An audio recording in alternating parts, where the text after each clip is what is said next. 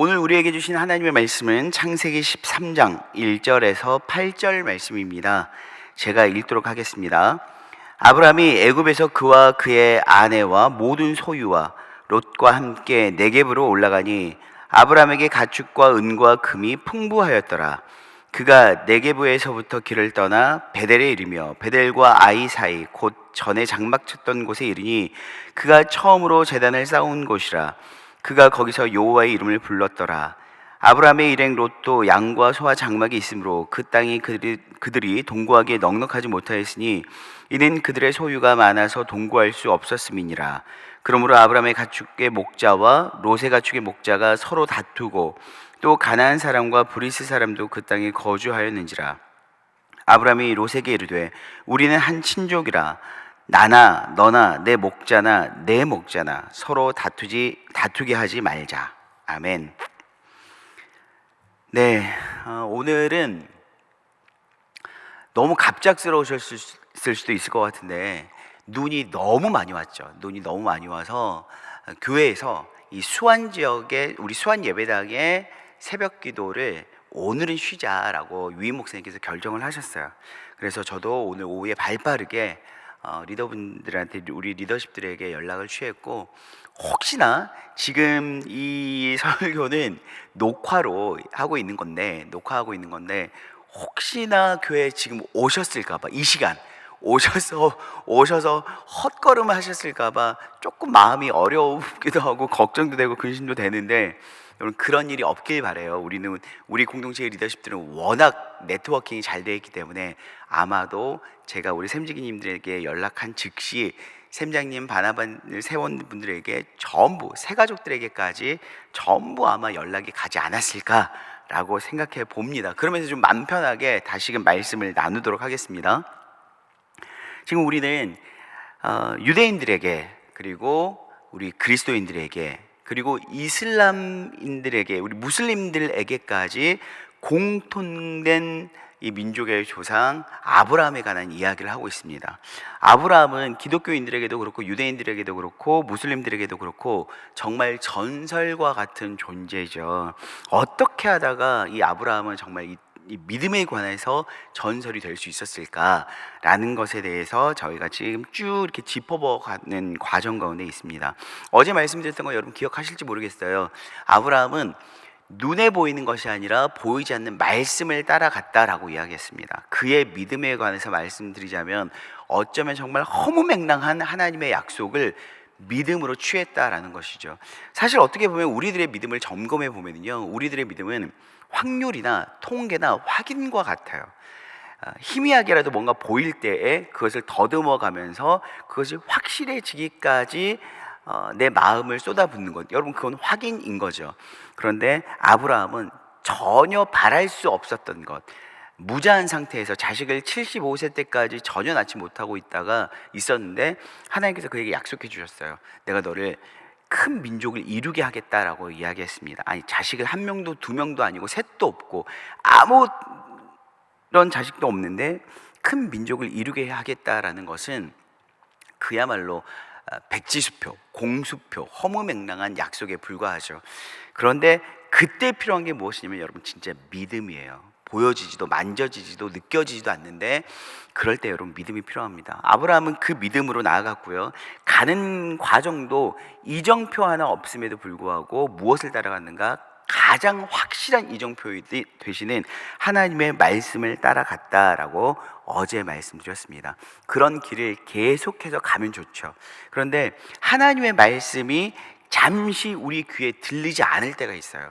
여러분, 하나님의 말씀이 들리지 않을 때는 어떤 때던가요? 여러분들 같은 경우에 우리의 삶을 되돌아보면 고난이 닥쳐온다거나 아니면은 하나님이 아닌 다른 것에 잠깐 눈을 돌리면 그때 하나님의 음성을 들리지 않아요. 그런데요, 하나님뿐만 아니라 제가 직접 경험한 건데 그 사람과 시선을 맞추고 그 사람의 이야기를 들을 때에는 그 사람의 이야기가 어떤 내용인지 무엇을 말하고 있는지 잘 들려요. 들으면서 이해까지도 가능해요. 그런데요, 제가 그 사람에게 얼굴은 향하고 있지만 시선을 다른 데로 보고 있잖아요. 시선을 다른 데로 두고 있으면 사실상 그 사람의 이야기가 잘 들리지 않아요. 그러면서 그 상대방이 묻죠. 저를 툭툭툭 터치면서 물어봐요. 내가 뭐라고 했어? 내 이야기 듣고 있냐? 라고 말하죠. 그러면 정말 무슨 말을 했는지 그 짧은 시간이지만 잠시 시선을 옮겼을 뿐인데 음성이 들리지 않아요. 뭐라고 했는지 모르는 거죠. 그것처럼 우리의 시선이 잠깐 돌아가면요, 그때 하나님의 음성이 들리지 않는다는 거예요. 그래서 하나님과 시선을 맞추는 것이 너무너무나 중요한데, 아브라함에게도 하나님으로부터 시선을 잠깐 시선을 뗄 일이 있었다는 거죠. 그런 일이 생겼는데 우리 같은 경우에도 고난이 찾아오기도 하고요, 때로는 고난과 정반대인 어떤 기쁜 일들이 찾아올 때, 너무너무 즐겁고 기쁘고 내가 고대했던 일들이 찾아올 때 우리는 시선을 하나님이 아니라 그 사건과 그 현장으로 눈을 돌릴 때가 있다라는 거죠. 여러분, 아브라함에게 어떤 일이 있었습니까? 아브라함에게는요, 기근이, 아브라함이 약속의 땅을 향해서 나아갔는데 가서 그 땅에 있는데 기근이 찾아온 거예요. 그 기근, 배고픔, 굶주림이 아브라함으로 하여금 하나님이 아닌 다른 것에 시선을 돌리게 만들었다는 거죠. 그래서 아브라함이 어떻게 합니까? 이제는 먹고 살기 위해서 그가 애굽 땅으로 향하게 된다라는 거죠. 여러분, 보시면요, 갈대아 우르에서부터 하나님께서 본토 친척 아비 집을 떠나 내가 지시할 땅으로 가라라고 말씀하셨을 때, 그 아브라함이 약속의 땅을 향해 가는 과정까지도 하나님께서 먹을 거, 입을 거, 마실 거 다 책임져 주셨던 분이거든요. 그런데 왜 그 땅에 도착하자마자 아브라함은 찾아온 기근에서 하나님이 아니라 자신의 인간적인 방법을 취하게 될까요? 그게 참 아이러니인 것 같아요. 하나님을 늘 기억한다는 것은 이렇게 어려운 일이에요. 어떻게 보면 너무 당연한 거잖아요. 하나님을 늘 기억하고 하나님을 늘 생각하고, 우리 큐티 하잖아요. 골방 만나 하잖아요. 성경 통독도 하잖아요. 설교도 듣죠. 지금 신년 새벽 이슬 기도회 같이 매일 새벽 기도도 하잖아요. 그런데 그럼에도 불구하고 이 교회 밖을 나설 때부터 하나님의 음성이 들리지 않게 돼요. 하나님을 생각하지 않게 돼요. 아브라함은 계속해서 말씀을 따라서 발걸음을 옮길 때에는 하나님께서 친히 그 모든 것들을 책임져 주셨어요. 여러분, 하나님께서 단순히 아브라함을 책임져 주시고 싶어서가 아니라 아브라함에게 이미 선제적으로 약속하셨잖아요. 내가 너로 큰 민족을 이루고 내게 복을 주겠고 이름을 창대하게 하겠고 복이 되겠고, 너를 축복하는 자를 내가 복을 주고 너를 저주하는 자는 저주하고 모든 족속이 너로 말미암아 복을 얻을 것이야 라는 이 7가지 약속을 이미 주셨잖아요. 여러분, 그런데 아브라함이 만약에 기근이 왔다고 해서 굶주림 속에서 허덕이다가 죽게 된다면 여러분, 그게 무슨 하나님의 약속의 성취겠어요? 그러니까 눈에 즐겁고 기쁘고 하나님께서 척척척척 먹을 거 입을 거 주실 때만 약속이 성취되는 것이 아니라, 기근이 왔다라는 것은 하나님께서 여전히 처음 본토치척 아비 집을 버리고 떠날 때의 믿음이 여전히 너에게 유효하고 그 믿음이 너에게 있느냐라는 것이죠. 그런데 아브라함은 하나님과 시선을 맞추지 않고 가는 모든 여정에서 하나님의 말씀을 청종할 때에는 평안했으나 기근이 왔고 하나님으로부터 시선을 돌릴 때에는 그 기근에 쫓겨서 애굽으로 내려가게 되었다는 거예요. 여러분, 우리가 지난주에 1월 1일이 되면서 우리는 골방만화 본문이 무엇이었습니까? 요나서였어요. 요나서 1장 1절부터 여러분 16절까지 쭉 보시면 요나가 니느웨가 아니라 다시스로 가는 과정 가운데 하나님을 등지고 하나님의 낯을 피해서, 여호와의 얼굴을 피해서 도망하는 모든 과정 가운데 가장 자세하고 정확한 표현이 쓰여 있는데, 그게 무엇이었냐면 내려갔다는 것이에요. 배 밑으로 내려갔다, 어디로 내려갔다, 다시스로 내려갔다, 배 밑으로 내려갔다, 잠이 들었다, 결국은 물속의 뱃속까지도 내려가 버리는 거죠. 내려갔다라는 것은 어쩌면 이 성경에서는 신앙의 상황과 상태를 이야기해 주는데, 오늘 아브라함에게도 동일하게 적혀져 있어요. 여러분, 12장을 보시면요, 아브라함이 12장 10절인데 아브라함이 애굽에 거류하려고 그리로 내려갔으니라고 이야기를 합니다. 그리로 내려갔으니 아브라함이 계속적으로 내려가는 삶을 살게 되었다라는 거죠. 하나님의 시선을 피해서 하나님의 얼굴을 피해서 하나님을 등지고 나아가는 삶은요, 여러분 내려가는 삶이에요. 신앙이 결국엔 하나님으로부터 등져서 신앙이 나락으로 떨어지는 삶밖에 되지 않는다는 거죠. 여러분 거기서 무슨 일이 일어났는지 우리는 너무 잘 알고 있어요. 무슨 일이 일어났습니까? 애굽 왕 바로가 아브라함의 아내인 사레를 첫눈에 보고 반한 거죠. 그러다 보니까 아브라함이 그 아내에게 뭐라고 이야기하냐면 만약에 당신이 내 아내라고 이야기하면 나는 죽고 당신만 살 거야. 그러니 제발 덕분에 내 누이라고도 이야기해줘. 내 여동생이라고 이야기해줘 라고 이야기를 합니다. 그러다 보니 애굽 왕 바로가 이 여인을 취하죠. 아브라함의 여동생인 줄 알고 아내로 취하려고 해요. 하나님께서 어떻게 하십니까? 그냥 두고 보지 않고 바로에게 계시하세요. 그러면서 12장 17절이에요. 여호와께서 아브라함 아내 사레의 일로 바로와 그 집에 큰 재앙을 내리신지라 라고 이야기합니다. 그러면서 바로가 아브라함을 불러서 내가 어찌하여 나에게 이렇게 행하였느냐, 내가 어찌하여 그를 내 아내라고 말하지 아니하였느냐 라고 이야기를 합니다. 여러분 이게 정말 신비로운데요, 먼저 애굽의 바로 왕에게 아브라함이 실제로 이 사람은 내 아내였습니다 라고 했다면 정말 아브라함의 예측처럼 아브라함은 죽고 사레만 살고 바로 왕의 아내로 취하였을 수도 있어요. 그런데 아브라함은 그 죽음에 대해서 두려워하고 바로에게 내 누이라고 하죠.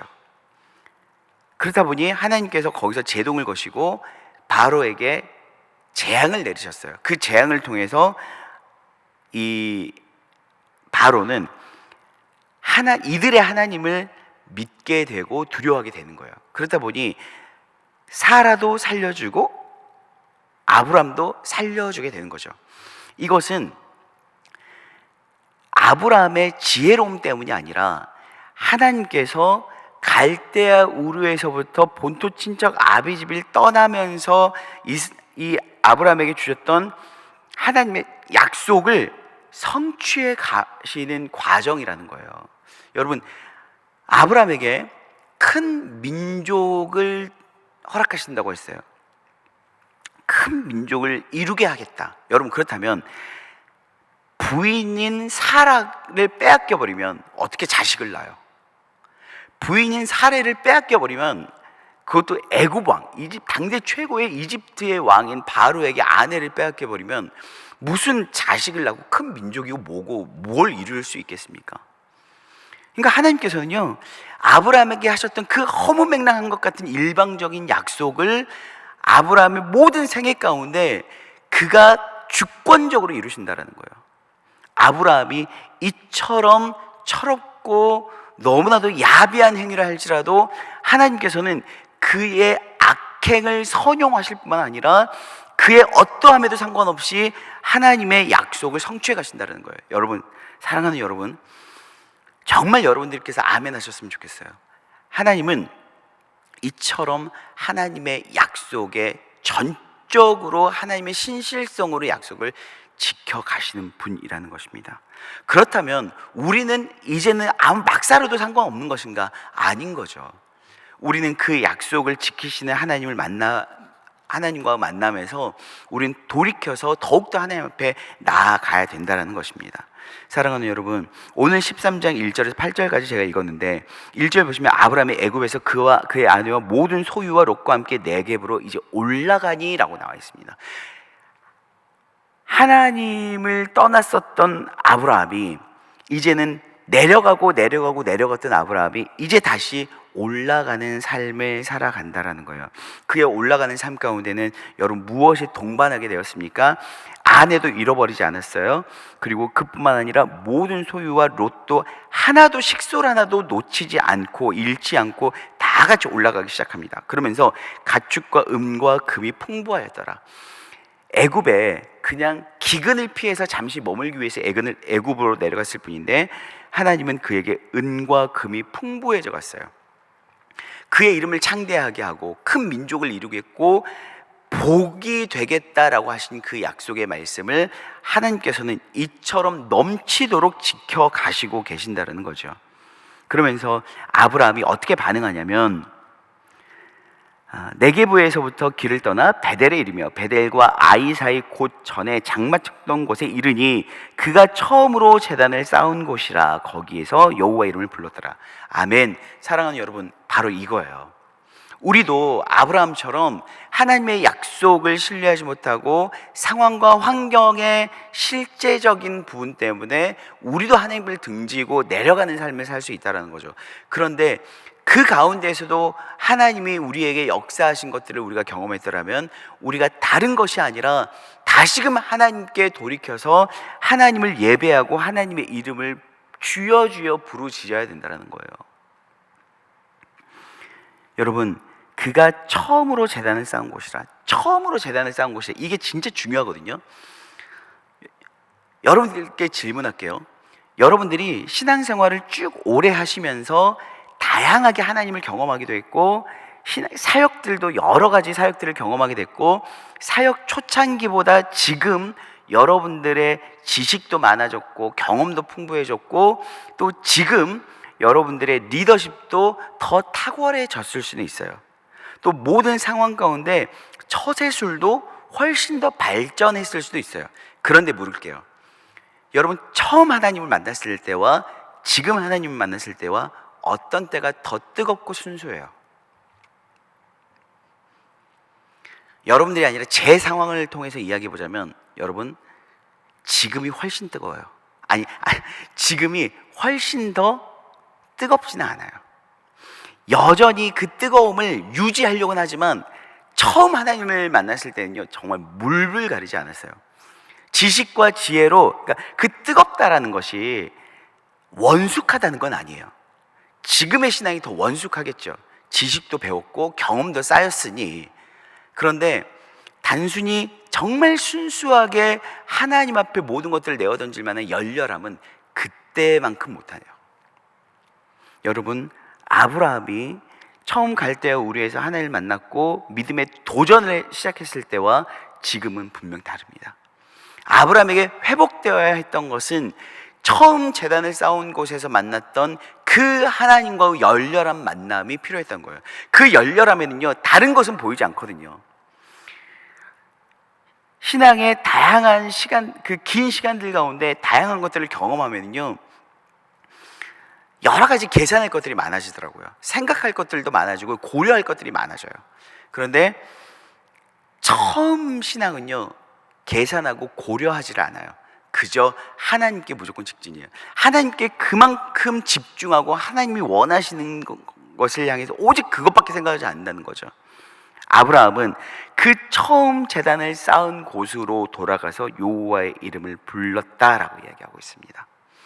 사랑하는 여러분, 전설과 같은 이 아브라함의 삶을 우리가 다시 한번 우리의 삶으로 적용할 수 있었으면 좋겠어요.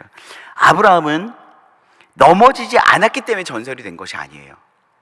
무조건 그는 담대하고 용맹하고 신실한 신앙인이었기 때문에 전설과 같은 믿음의 조상이 된 게 아니에요. 그는 아내를 누이 동생이라고 팔아넘길 만큼 야비한 사람이었고 연약한 사람이었어요. 그러나 그는 하나님께 돌아갈 줄 아는 사람이었어요. 처음 마음을 회복하기 위해서 몸부림칠 줄 아는 사람이었어요. 사랑하는 여러분, 처음 제단을 쌓았던 곳으로 돌아갑시다.